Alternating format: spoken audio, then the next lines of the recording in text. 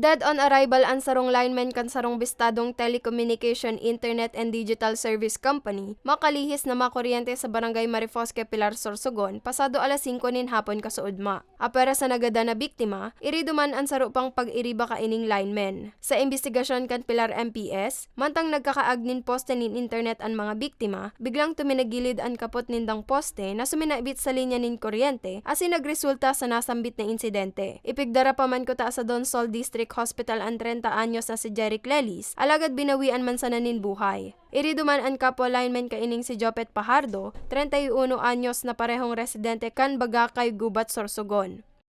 Ngayon, itong namatay ma'am, dahil sa tinulungan niya lang tong Jobit, hindi siya naka-gloves on time. Tapos itong Jobit naman, dahil siya nga yung talaga ng poste, naka-gloves siya during the time na tinatayo niyang poste. Kaya mas mas kokonti yung damage na natamo niya nung electrocution, kaya nabuhay siya compared dun sa isa na namatay.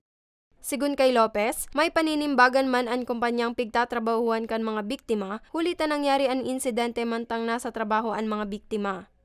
Lagi pa mag-iingat sa natin, pagkagantong may mga safety measures naman tayo, mga katulad yung mga safety equipment. So kailangan natin yun lagi para hindi tayo umabot dun sa yung mamatay o mga ganyang incident.